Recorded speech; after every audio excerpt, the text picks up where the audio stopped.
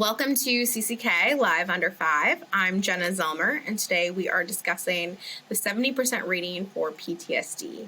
So PTSD stands for post-traumatic stress disorder, and it's a mental health condition that can occur in people who have experienced or witnessed a distressing, shocking, or otherwise traumatic event. Many veterans experience PTSD related to their military service, and their symptoms can often be very debilitating and have a negative impact on their individual or their daily life. When rating PTSD, VA will consider the frequency, duration, and severity of their symptoms, along with the resulting level of social and occupational impairment. VA uses something called the General Rating Formula for mental disorders, and that rating scale ranges from 0 to 100% ratings, with 10, 30, 50, and 70 as the in-between ratings. A 70% rating is what we're talking about today, and that's characterized as occupational and social impairment with deficiencies in most areas, including work, school, family relations, judgment, thinking, or mood.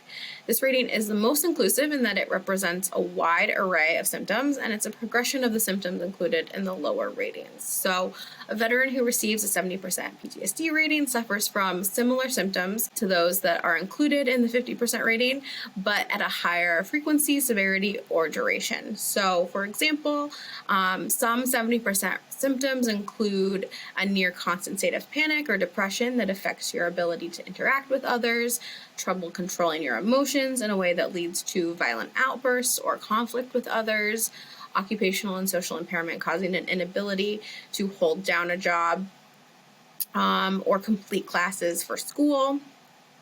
It's important to note, though, that an inability to hold down a job is different than an inability to engage in substantially gainful employment, which is the criteria for entitlement to TDIU. And we find often that when the board or VA denies you a 70% rating for PTSD, they're actually employing a higher standard, and they're applying that standard for TDIU. So it's really important to keep an eye on that.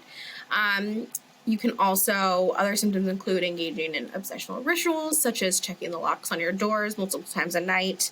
And then neglect of personal hygiene and appearance is also one of the listed symptoms. So it's important to remember that these are all examples. You don't have to exhibit all of these symptoms or really any of them, as long as you have similar symptoms that result in the same level of impairment. So you can still receive a 70% rating if you don't have those symptoms.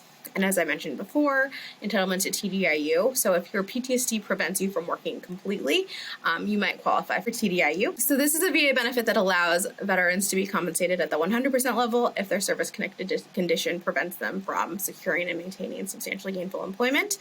So even if you are schedularly rated at 70, you can get paid at a 100% level. And a 70% rating for PTSD would qualify you for what we call schedular TDIU. TDIU is really its own separate topic, and I would encourage you to check out our blogs and our other videos about TDIU.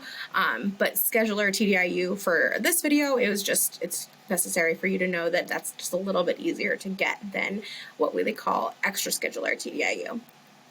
And so, as I mentioned, for more information on PTSD ratings, TDIU, and a lot of other veterans topics, please make sure to check out our videos, visit our blog, and please subscribe to our channel. Thanks for watching, and I hope this helped.